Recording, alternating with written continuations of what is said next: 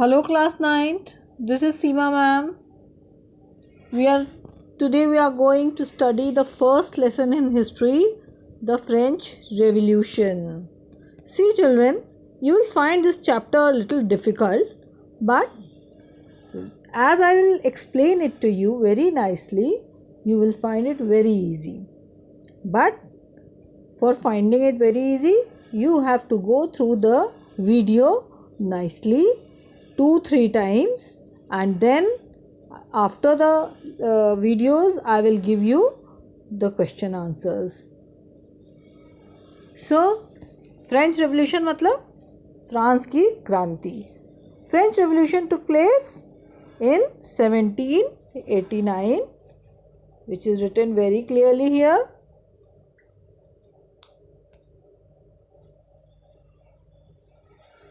तो कैसे हुआ French revolution? City of Paris में बहुत ही हर जगह अफरा तफरी मची हुई थी, है ना. It was in a state of alarm. King क्यों और सब लोग बिल्कुल चौकन्ने थे, क्या होने वाला है. क्योंकि किंग ने अपने ट्रूप्स को, अपनी आर्मी को क्या कमांड किया था कि सिटी में घुस जाओ. र्यूमर्स थी, अफवाहें फैली हुई थी कि राजा अपनी आर्मी से लोगों पे गोली चलवा देगा, ओपन फायर करेगा. सम 7,000, इसीलिए कुछ 7,000 men women gathered in front of the town hall and decided to form people's militia. और उन्होंने अपना एक हो गए उन लोग और एक मिलिट्री सॉर्ट ऑफ फॉर्म कर ली लोगों ने. और मिलकर उन्होंने क्या किया, उन्होंने दे ब्रोक इनटू, मतलब वो घुस पड़े किसमें, बहुत सी गवर्नमेंट बिल्डिंग्स में, और ढूंढने लगे आर्म्स मतलब हथियार ढूंढने लगे. फाइनली कुछ सेवरल हंड्रेड पीपल मतलब काफ़ी कुछ 100 पीपल क्या हुआ, march towards the eastern part of the city. और फोर्ट्रेस प्रिजन, जिसका नाम था, जो किले का, जो राजा का किला था, उसमें एक जेल थी, प्रिजन था, जिसको कहते थे बैस्टिले. वहाँ पे इन लोग समझ रहे थे, जो सिटीजन्स थे, फ्रेंच सिटीजन्स, कि वहाँ पे बहुत काफ़ी मात्रा में हथियार मिलेंगे. तो इसीलिए होर्डेड एम्यूनिशन, इसीलिए उन्होंने वो किला, वो प्रिजन तोड़ डाला. आर्म्ड फाइट मतलब दोनों तरफ से काफ़ी फाइटिंग हुई हथियारों से.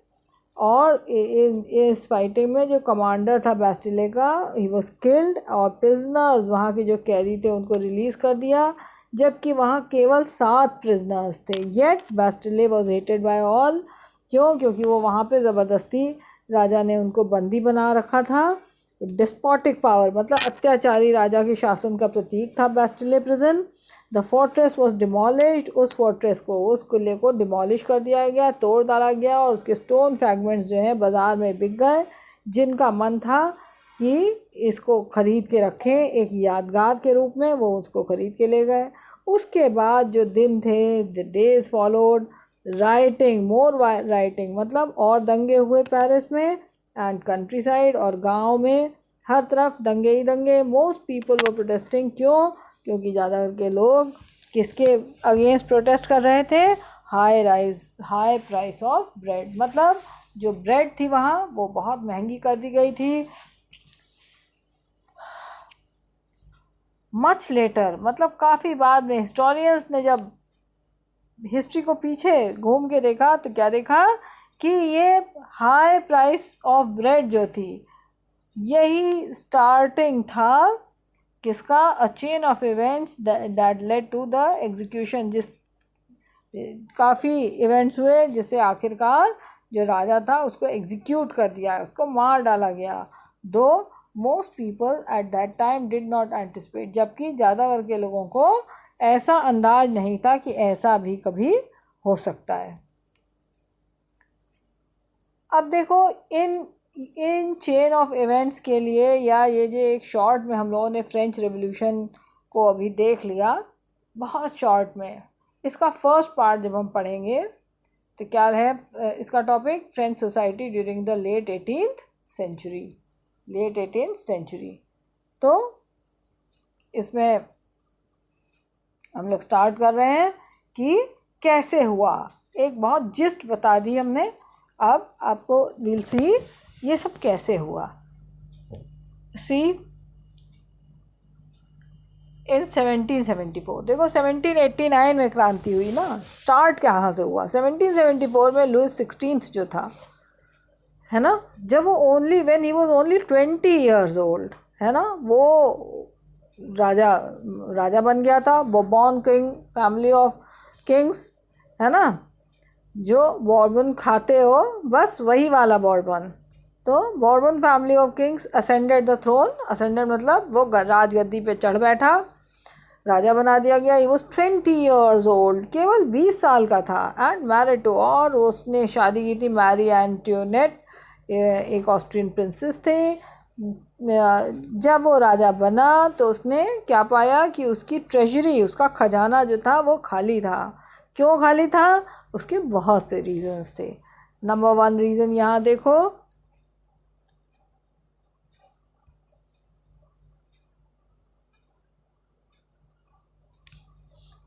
See, number 1 reason, long wars of year had drained the final resources of France.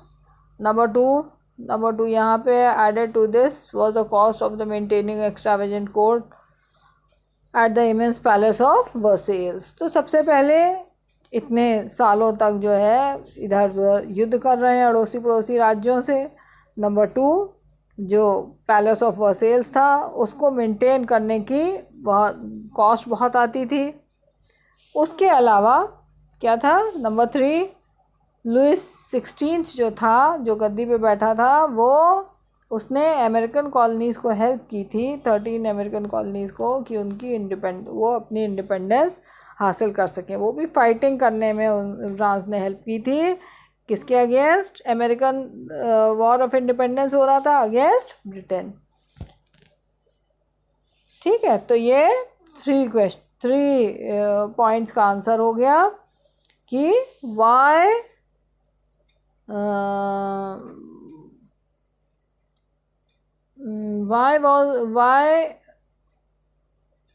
okay, I'll give you in written answers, I'll send you, so don't copy, पर ये 3 पॉइंट्स हैं, जस्ट रिमेंबर देम। तो अब इस war से, इस युद्ध से क्या था? more than a billion livers to debt that had already, the war added more than a billion livers to a debt, मतलब कर्जदार हो गया, that had already risen to more than 2 billion livers. lenders who gave state credit, जो लोग credit देते थे, उधार देते थे, अब वो 10% इंटरेस्ट लेने लगे लोन्स पे। इसलिए फ्रेंच गवर्नमेंट, इसीलिए क्या हुआ? French government was obliged to spend an increasing percentage of its budget on the interest payments। तो अब फ्रेंच गवर्नमेंट ने जहाँ जहाँ से उधार लिया था, जब उसको वो पैसा वापस करती तो साथ में उसको क्या देना पड़ता? इंटरेस्ट देना पड़ता। तो इसलिए और भी ट्रेजरी खाली हो गई। To meet its regular expenses such as cost of maintaining an army, court, running government offices और universities, the state was force to increase taxes. अब टैक्सेस बढ़ा दिए गए। क्यों बढ़ा दिए गए? क्योंकि रेगुलर एक्सपेंसेस मीट नहीं हो पा रहे थे फ्रेंच गवर्नमेंट के, जैसे आर्मी को मेंटेन करना, या कोर्ट चलाना, या ऑफिसेज रन करना, यूनिवर्सिटीज़ रन करना। तो इसलिए फ्रेंच गवर्नमेंट ने टैक्सेस इंक्रीज़ कर दिए। अब टैक्सेस इंक्रीज़ करने से जो फ्रेंच पीपल थे, दे वर वेरी मच वरीड। क्यों? ऐसा क्यों था? फ्रेंच सोसाइटी इतनी वरीड क्यों हो गई? इसके पीछे बहुत बड़ा रीज़न है। सी, ये जो तुम डायग्राम देख रहे हो यहाँ पे, सी अ सोसाइटी ऑफ एस्टेट्स। तो जो फ्रेंच सोसाइटी थी वो 3 एस्टेट्स में डिवाइडेड थी। ठीक है, first estate, second estate and third estate. ठीक, तो जो फर्स्ट एस्टेट था, ये जो फर्स्ट एस्टेट था, ये क्लर्जीज का होता था। जो चर्च वगैरह के पादरी होते थे उनका होता था। वो लोग फर्स्ट एस्टेट में आते थे। जो सेकेंड एस्टेट था वो राजा लोग, उनके मंत्री, ये सब आते थे। और जो थर्ड एस्टेट था वो big businessman, merchant, court officials, lawyers, pageants, small pageants, artisans, landless labourers, ये सब। ठीक है। तो अब देखो,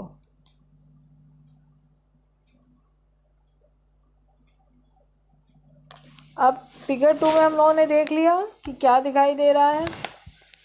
society, French society. Now see, figure 2 shows how the system of estates of French society was organized. You have to draw that diagram. Children, draw that diagram French society का। Peasants made up about 90%, मतलब जो third estate है 90% population थी उनकी। However, only small number of them owned land they cultivated. About 60% of the land was owned by nobles, church and other richer members of the third estate. ठीक है। Members of the first two estates, जो clergy थे और nobility, first और second estate के, उनको बहुत सी privileges, उनको बहुत से फ़ायदे मिला करते थे बाय बर्थ। मतलब अगर वो क्लर्जी बॉर्न हुए या राजा के घर में बॉर्न हुए या किसी बड़े मंत्री के घर में बॉर्न हुए, तो उनको कुछ क्या मिलती थी, सर्टेन प्रिविलेजेस, कुछ फ़ायदे मिलते थे। क्या फ़ायदे मिलते थे? Most of these were exemption. ज़्यादा कर ये फ़ायदे थे कि वो टैक्स उनको नहीं पे करना पड़ता था। नोबल्स फर्दर एंजॉय, और पहली बात टैक्स नहीं पे करना पड़ता था, दूसरी बात उनको फ्यूडल प्रिविलेजेस मिलते थे। फ्यूडल प्रिविलेजेस मतलब क्या? फ्यूडल ड्यूज वो ले सकते थे, किससे? पेजेंट से। पेजेंट्स अपने लॉर्ड के अंडर में काम करते थे, उनकी हाउसेस में, फील्ड्स में, आर्मी में सर्व करते थे, और इवन बिल्डिंग रोड्स, मतलब रोड्स भी बनाते थे।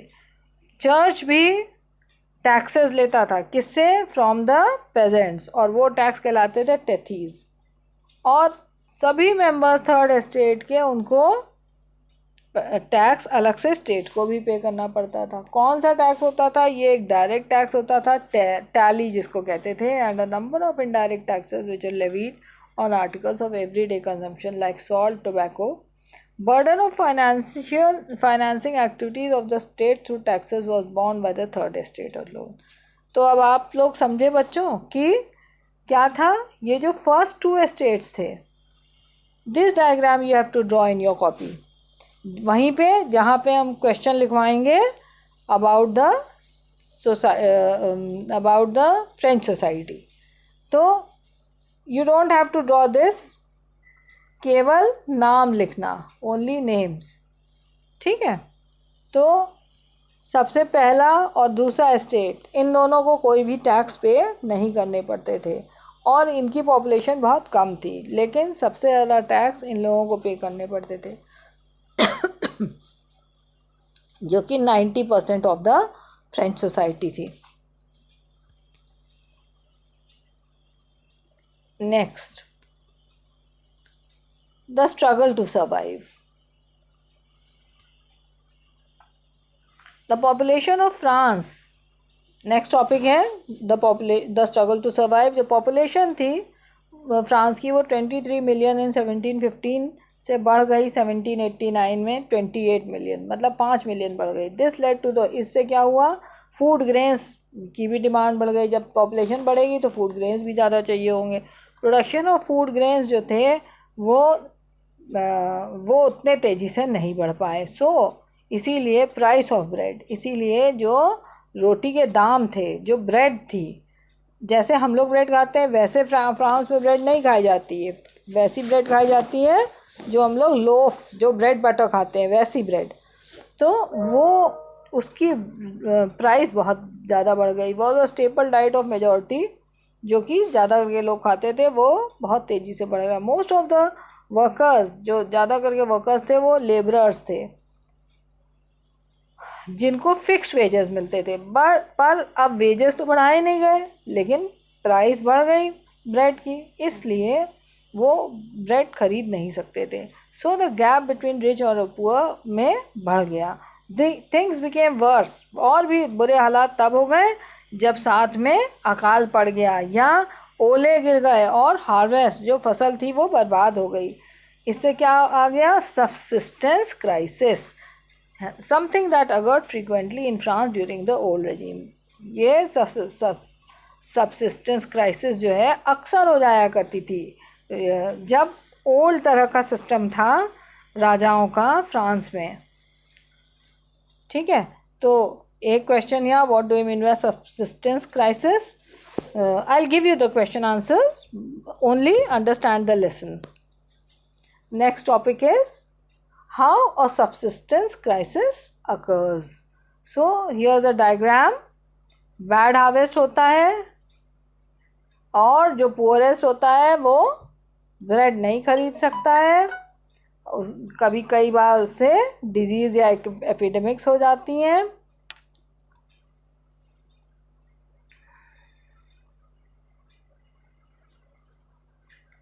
है ना, और स्कैसिटी ऑफ ग्रेन हो जाता है, नंबर ऑफ डेथ डिजीज़ की वजह से एपिडेमिक्स बढ़ जाती हैं, राइज हो जाते हैं फूड प्राइस। जब लोग खाना नहीं खा पाते हैं तो क्या होता है? उनकी बॉडी कमज़ोर हो जाती है। ठीक है, next topic is a growing middle class envisages and end to privileges. तो एक तो बहुत पुअर क्लास था और एक बहुत रिच क्लास था। तो जो ये थर्ड एस्टेट में जो कुछ अमीर लोग थे, कुछ पढ़े लिखे लोग थे, वो था middle class. Pageants and workers participated in revolts. वो विद्रोह में, रिवोल्ट्स में हिस्सा लेते थे।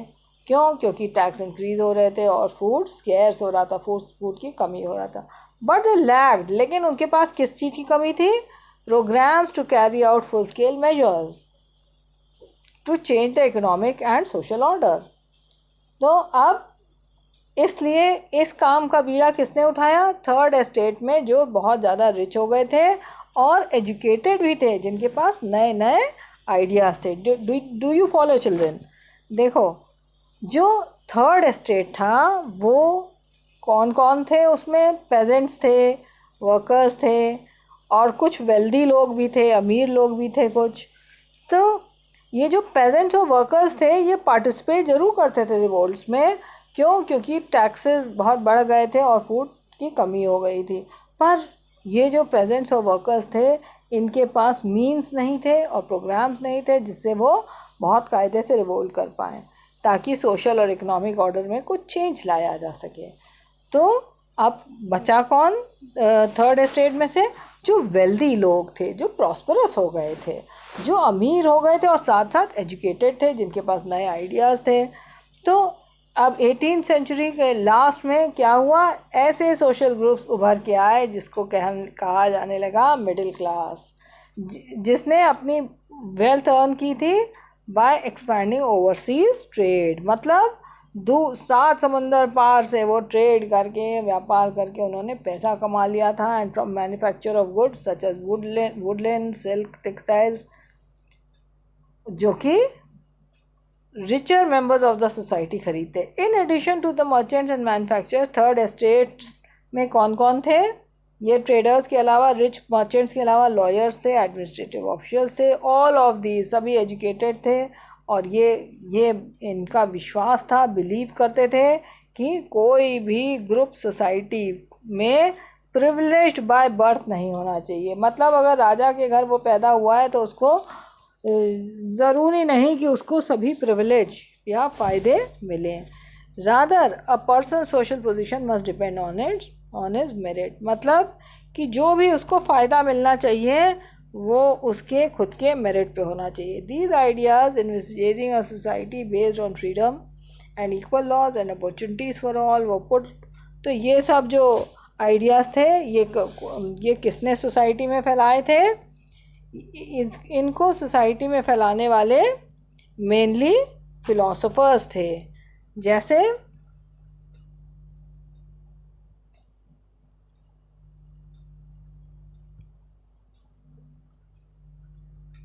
Philosopher such as Jack Locke, Jean Jacques Rousseau.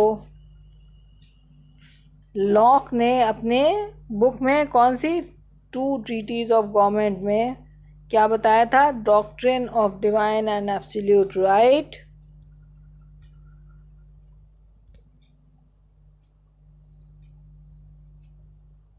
Of monarch.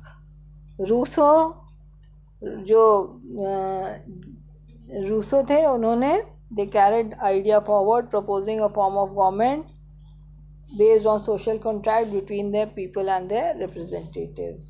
फिर मॉन्टेस्क नाम के एक और फिलोसफर थे, उन्होंने द स्पिरिट ऑफ लॉज नाम की बुक लिखी थी, जिसमें उन्होंने क्या कहा था कि अ डिवीजन ऑफ पावर होना चाहिए बिटवीन द गवर्नमेंट, और वो गवर्नमेंट जो है लेजिस्लेटिव, एग्जीक्यूटिव और जुडिशरी में डिवाइडेड होनी चाहिए. This model of government was put into force in USA after the 13 colonies declared their independence from Britain. The American Constitution and its guarantee of individual rights was an important example of political thinkers of France. The idea of these philosophers was discussed. तो इनके ये जो ideas थे इन philosophers के, ये जगह जगह लोगों में फैलने लगे. कैसे? थ्रू बुक्स, न्यूज़पेपर्स, या लोग सैलून्स में मिलते थे, कॉफ़ी हाउसेस में मिलते थे, कहीं चौराहों पे मिलते थे, और जो लोग पढ़ नहीं सकते थे उन लोग भी सुना सुनी उन तक ये आइडियाज़ पहुंचने लगे. The news that Louis 16 had plan to impose, तो ये न्यूज़ फैल गई थी कि लुइस 16 जो है और टैक्सेस बढ़ाने वाला है. क्यों? क्योंकि जो देश में उन को ज़रूरत है ज़्यादा पैसे की, उसके ट्रेजरी को, इसलिए सब तरफ क्या हो गया? गुस्सा फैल गया और प्रोटेस्ट होने लगा. So that's all for today. We have taken topic 1 of the first lesson. In the next topic we'll study the outbreak of revolution. आखिर ये क्रांति कैसे की शुरुआत कैसे हुई और फिर आगे कैसे बढ़ी. So that's all for today. Thank you.